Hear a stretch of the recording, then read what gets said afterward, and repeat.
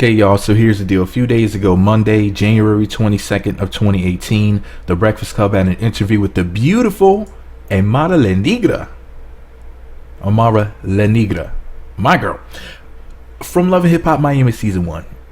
You know, she's trying to cross over into the American music market right now. She's a goddess. If I'm not mistaken, she's, Dominican. Afro-Latina.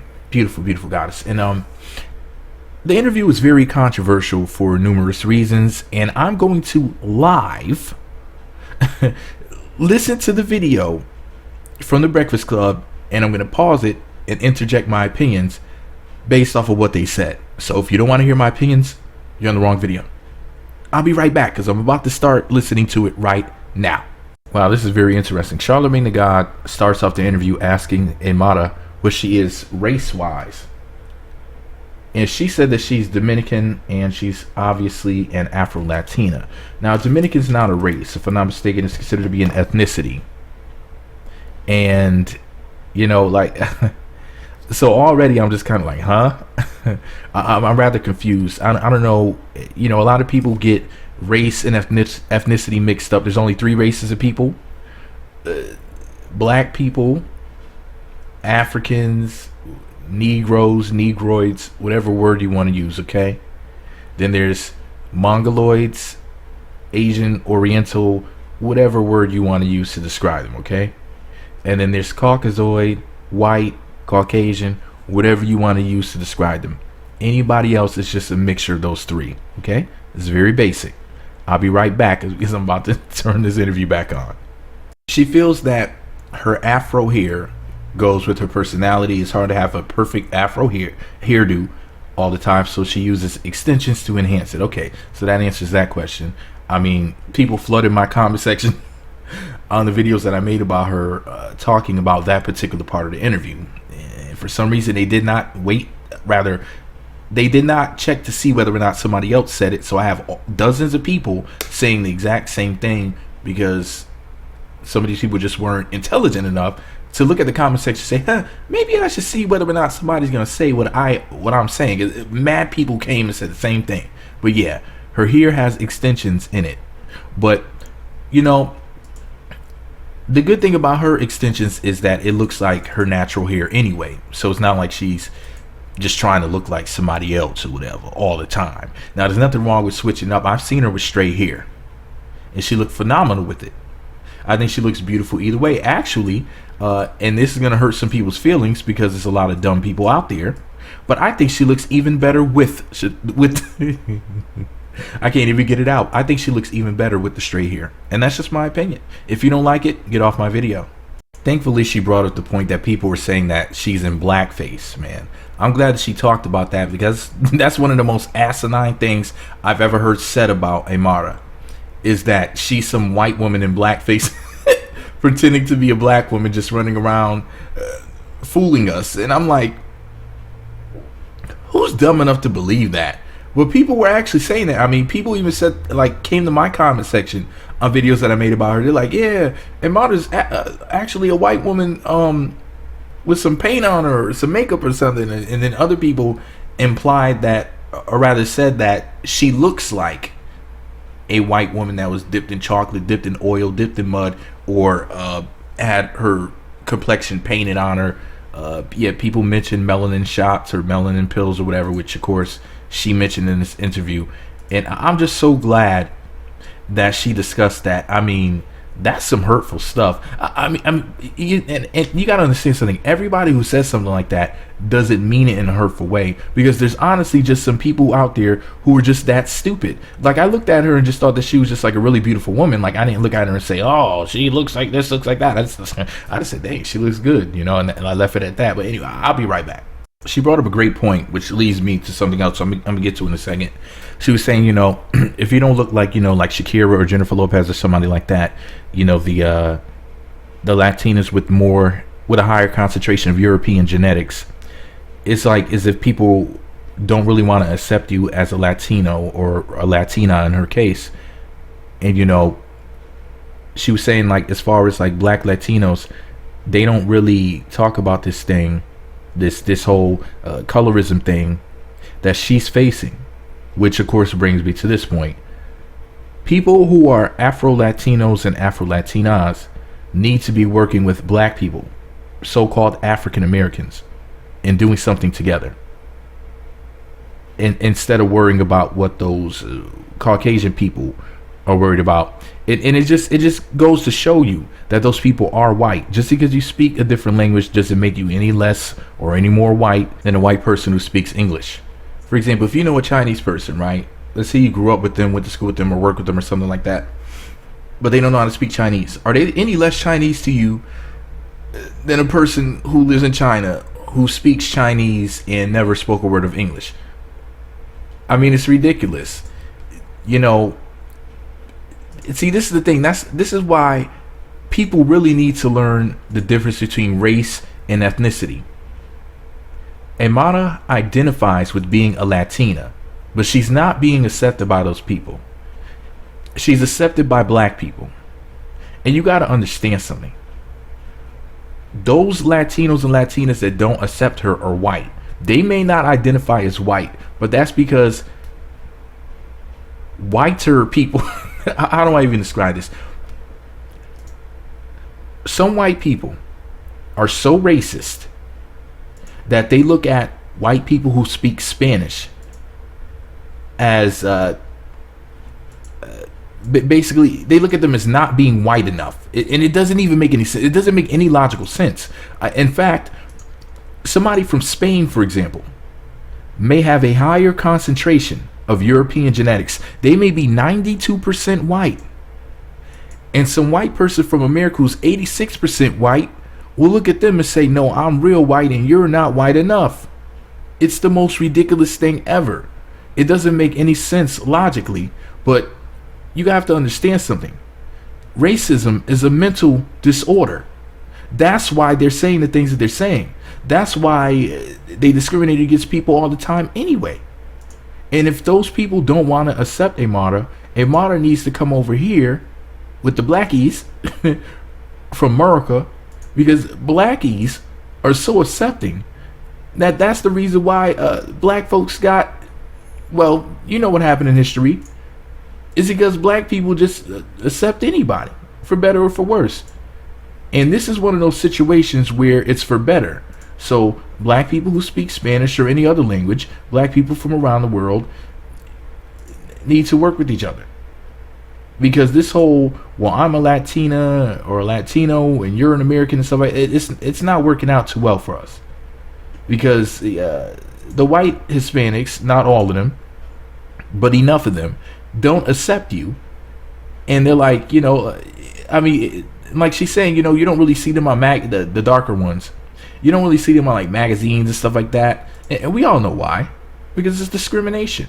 They don't want people to know that you exist. They don't want people to know, you know, 'cause like she said, you know, people are surprised when they see this a black person speaking Spanish. They're like really confused.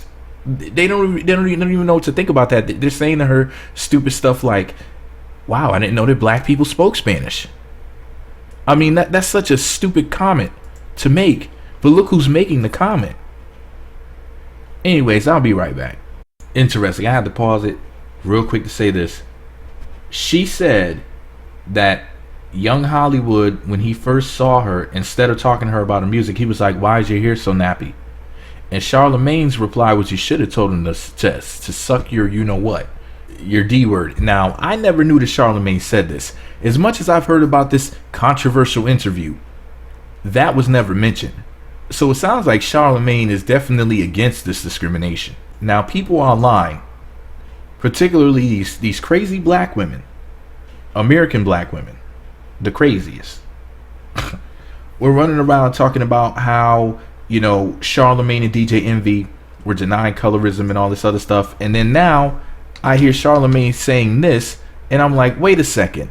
They didn't mention this, not in any videos that I saw, not in anything that I read online. And I'm like, well, why in the world didn't they mention that particular part? Because it's that makes it sound as if Charlamagne is 100% against people discriminating against Amara La Negra as an artist or woman. But anyways, I'll be right back. Whoa, she said that people were sending young Hollywood death threats because they're so mad at him. But here's the thing, though. Black women keep saying that nobody's defending them and all this other stuff. I mean, that's extreme. Like, even when you threaten people with the penalty of death for black women, they still sit up there and lie and say that they're not being defended. I guess they won't be happy unless somebody actually carries out one of the threats. But anyway, cooler heads prevail, as they say. And Amara does not want us doing that. Of course, I would never do that in a million years. But, you know, this is just insane. This has just gone way too far. What he said was wrong. But Jesus Christ, to threaten him over it? I mean, come on, people, get it together. Ooh, had to pause it to say this. It seems like Amara is very short with Angela Yee. Now, I'm not trying to start anything, Jesus. I'm just saying, though, man. Though she's just like, yeah, whatever, Heffel. To Angela Yee has me feeling uncomfortable, man. You know, Amara is bae. Angela is bae. I mean, listen, man. I don't like seeing my beautiful ladies not get along, and it's not looking right now, man. It's making me feel kind of antsy and nervous and everything, you know. But anyways, Jesus, I had to get back to this video. I'll be right back. Wow. All right, so first of all, you know, she talked about the whole blackface thing. If y'all don't know already, I left a comment on the video. This is like maybe a couple weeks or so ago, I guess now. There was a video that I saw.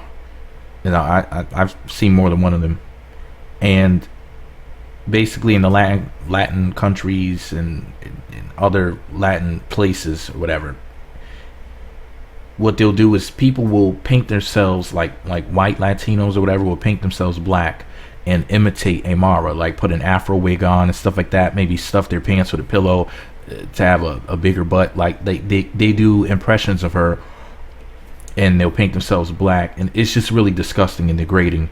And I left a nasty comment on a video. I'm pretty sure it was about 2-3 weeks ago when I very first came across it. I'm so glad that she spoke about that.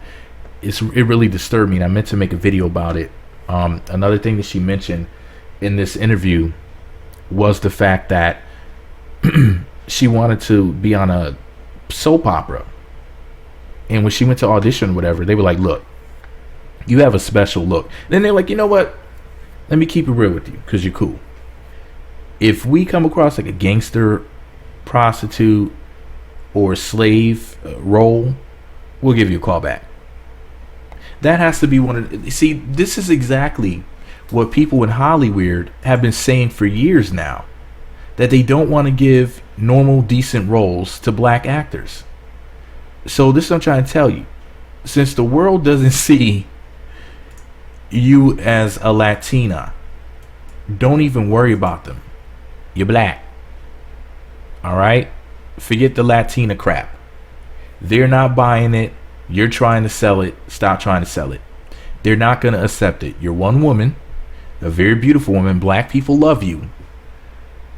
And we just need like a all black alliance. And forget about this other stuff trying to branch out to whatever. Do our own thing. Back in the day, black folks did stuff like that, and it was very profitable. It was profitable to the point where racist white people were like, "Look, we need these Negroes to integrate, come together with us. We need integration because they're just making too much money on their own. We can't have them having their own sports teams, their own music, their own establishments, because we're not getting a cut out of it like that." Maybe, of course they have to pay their taxes, but at the end of the day, we need to figure out some sort of way where we can get something off the top with what they're doing and ultimately have total control over, which is what has happened now. We're completely dominated, and that needs to change, because then that way we have our own magazines that we put beautiful goddesses like Amara on the cover and leave it at that, like, and we don't have to say, and by the way, she is the hottest Afro-Latina ever, and she's hotter than the white Latina. We Latinas, we don't have to do anything ridiculous like that. We just need to just work together and just keep it moving, and act like we don't even pay attention to what they're doing, because they're not paying attention to us like that unless they can make a buck off of it or use it to their advantage or to our disadvantage anyway. It's not like they want to work with us, you know. They use this when we can. Hell, you want to talk about stuff being overthrown? Do y'all really think? See, I wasn't gonna mention this. Do y'all really think that they got all them white Latinos and whatever else on Love and Hip Hop Miami for no reason? They're trying to break into the Latin market right now with Love and Hip Hop. Do you see how it's switching over? Man, you about to see so many white dudes with black chicks and all types of funky stuff happening. That's what y'all about to see. See, because now that they see that the ratings are high on Love and Hip Hop Miami, which, look, I told y'all before, I think that the first handful of episodes were gonna have high ratings, but I figured that Love and Hip Hop Miami was gonna fizzle out because there was no real star of the show. Amara came and took over with the star role. People thought that Trina was gonna be the star. I was like, come on now, bro. Oh God, Trina's beautiful, but she's boring. And I knew that she wasn't going to be the star of the show, y'all. She's barely been shown. Amara's storyline is the hottest thing going. But here's the issue with that. How many more weeks can we keep hearing about this colorism Afro-Latina thing before that storyline dies out? Don't get it twisted. Amara's beautiful and talented, but you know, her storyline is only relatable to a certain segment of the population. And this is what Amara needs to do. She needs to concentrate on the so-called African American, because the whole Latina thing, concentrate on so-called African Americans. African Americans love you, babe. Just my advice. Man, I'm so glad that I listened to the show. You know, I waited to listen to it. I wanted to make sure I had the time to make a long video about it, because I knew there's going to be a lot that was going to be discussed. And it's really interesting because what I'm gathering from the interview, which triggered black women, but then again, everything triggers black American women. Everything makes black American women angry. Pretty much what Charlamagne and DJ Envy are saying essentially is that they don't really see the colorism issue being as big of an issue as what Amara or some other people may say it is, because basically not only are they not colorists themselves, but you know, there's a lot of brown and dark skinned women who are winning right now that are doing so well that if it was as intense as the way it's being painted, then those opportunities would not exist for them, essentially, you know. And so I totally understand what they're saying. And you know, black American women just love to complain. And I know this is going to offend some people, and of course I'm not talking about everybody, but enough black American women love to complain to the point where we have a situation like this, where we have Amara La Negra, who's coming from the Latin market, which is different than the American market. It's way different, apparently. You know, it's the stuff that we see here in America as far as like good movie roles and opportunities for so-called black people. A lot of people would say, well, I think that there's not enough of them. They're far too rare, even though they seem to be increasing. But some people would say, you know, that they're more rare than what they should be. What she's saying is that it's pretty much non-existent where she comes from. So it's like a different world there, guys. So you have to contextualize things. You have to understand that from her perspective, coming from where she comes from, I'm just going to use this as an example, where we might turn on the TV and sometime we will see a black man who's a doctor, or a black woman who's a lawyer or a psychologist, a well-to-do black family, you know, with an intact family. Every once in a while you do see that. What she's saying is that where she's from, seeing that sort of thing on TV or in a movie or on a magazine is just like that's a foreign concept. They're just not gonna paint that image. They're not gonna sell that to people. They're not gonna promote that. They're not gonna let people see that.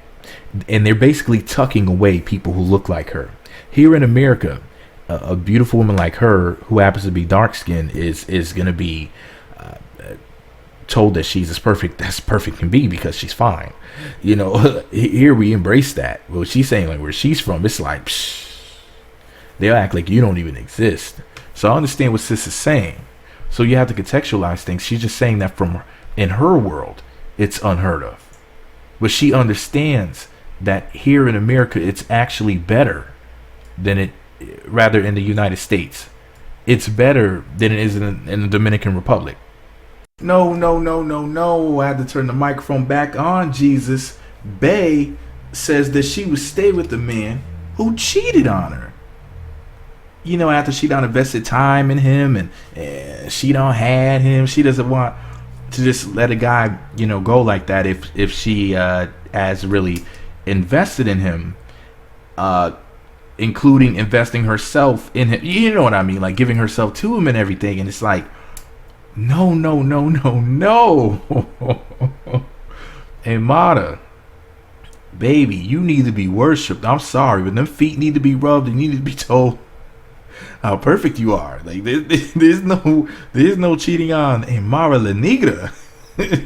You gotta be a dumb mofo to do that. Like any dude who would, first of all, any dude who would cheat on this woman is a slime bag. I don't deal with dudes like that. But if you would cheat on Amara La Negra, bruh, something's wrong with you.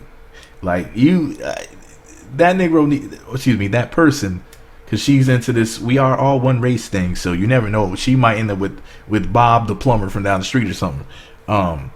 You know, this is the thing, bruh.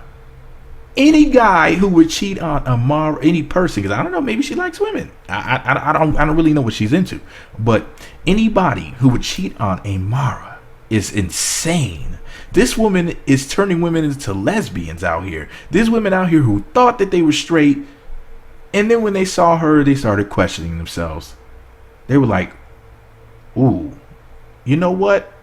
Now, I mean, I like men's and everything, but it depends and everything. Amara, You know, they have to check themselves for a second. You know, I mean, we can converse about whether or not that's cool, but I'm just saying, I'm just calling it the way it is. A lot of women are kind of questioning themselves like, whoa, wait a minute. Like, all right, sis. Like, shoot. I might have to make an exception for this one. Hey, man, I told y'all before, man. Amara is tied for the hottest chick on the planet. Portia Almighty Williams Christ, Tiffany Campbell, and Amara La Negra. I'm going to make a video about the three of them, showing all three of my bays off. Now, none of them know me, but they're all bay in my head, and that's where it matters. I'll be right back. I'm going to go listen to some more of this interview. We're about at the end of the video. Don't worry, y'all. I know you're tired of hearing my annoying voice. I know, okay? Dang. Oh, wow, geez. Amara said that a 5 or 6 year old girl came up to her crying and said, you know, people don't like us because our skin is dark, right?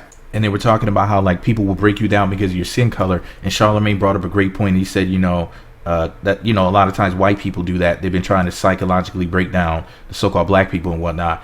And Amara was not wanting to make it a race issue. She's like, oh, well, you know, she started nig-splaining, as I call it. When Ninja started explaining, she's like, well, now let's not just single out the white folks now. Now people are singling you out, but you don't want to single them out. Cheddar cheese. Now I feel some type of way about that. She's still bae. I'm just saying, Jesus. You know, listen. If they're discriminating against you, you have to give them a middle finger back. Because not just because that's what they deserve, but they need to feel that burn and that sting that you're feeling right now. You know, the same feeling that she felt when young Hollywood let her know that afro was not elegant. Shoot. They need to feel that same feeling that she felt at that moment. It's ridiculous. They need to feel as if they are in the Twilight Zone for once. But it's really interesting. She brought up something that I talked about before on my channel on multiple occasions, which is this whole issue with, like, for example, she was talking about, and with dealing with Latinos, they say this, but it happens among so-called black Americans as well. She's like, you know, she's heard this so many times among Latinos that, you know, you shouldn't marry a black man because you're ruining the race. You heard that? Yeah. And it's crazy because Tia and Tamera, the twins from the show Sister, they're bringing Sister back. I'll make a separate video about that. They're doing a reboot of it or whatever soon. But anyway, Tia and Tamera, one of them is married to a white man, the other one's married to a black man. And the one that's married to a white man was doing an interview. Thankfully, her sister was there. Because, you know, the subject came up about how people were basically saying that she shouldn't have married a white man. But then her sister, who's married to the black man, chimed in and said, well, people say the same thing to me. You shouldn't have married a black man. But yeah, that's something that I've heard among black American people too. Don't marry a black man. Girl, you better get yourself a white man. They make better husbands. They have more money. They're better to women than black men are.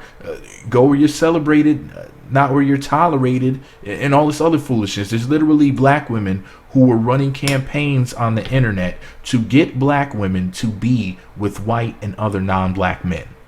As insane as that sounds.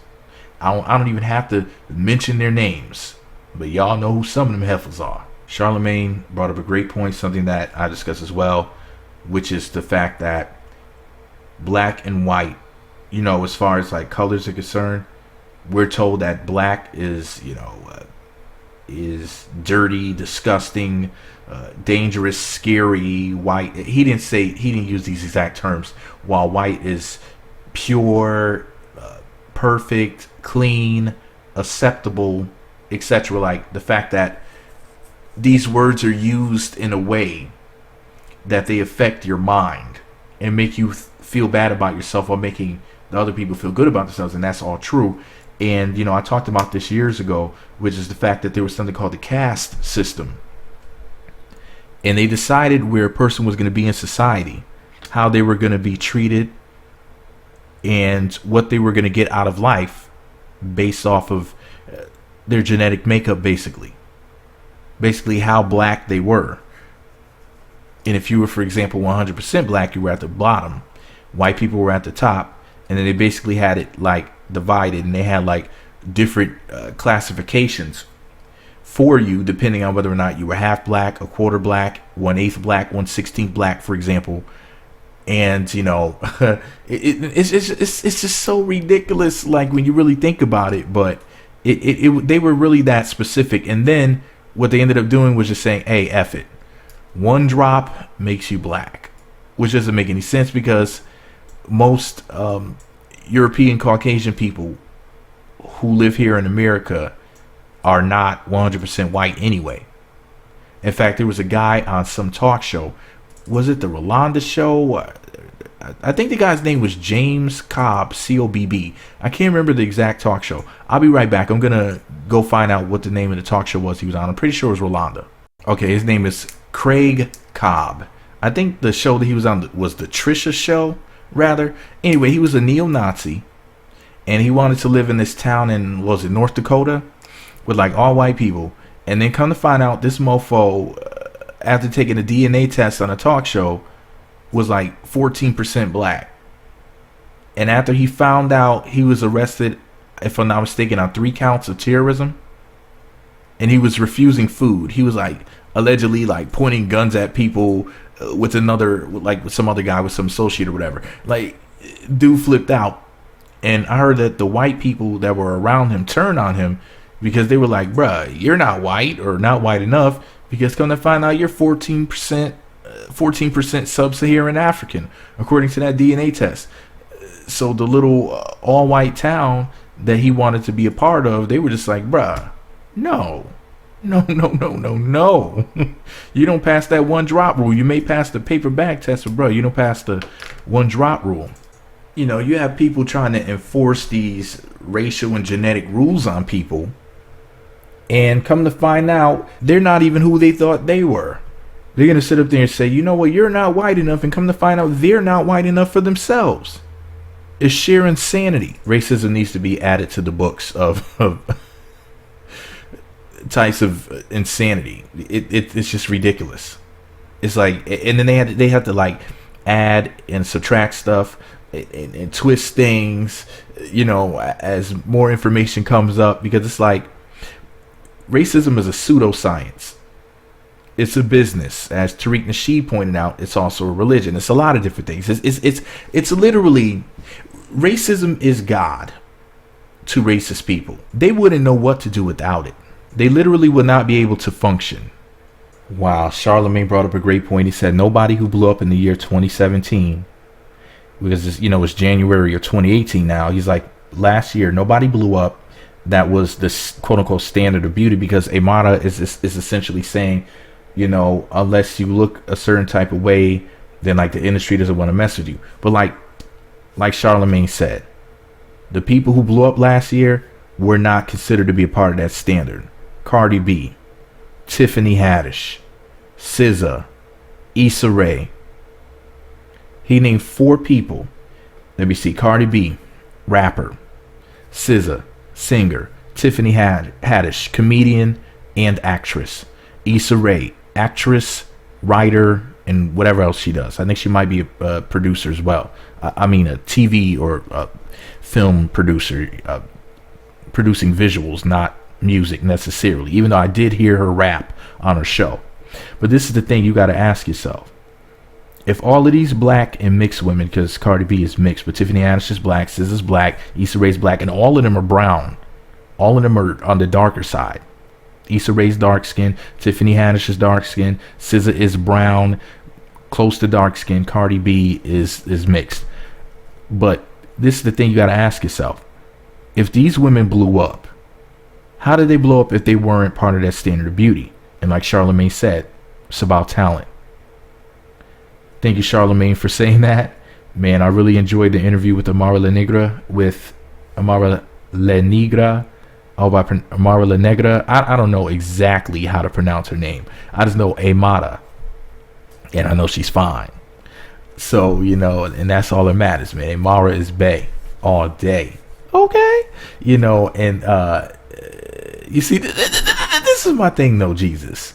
I don't just like Amara just because she's beautiful, just because she's like the hottest chick ever, tied with Portia and Tiffany Campbell, but also because of the simple fact that she's sweet and talented. She just has a very likable personality.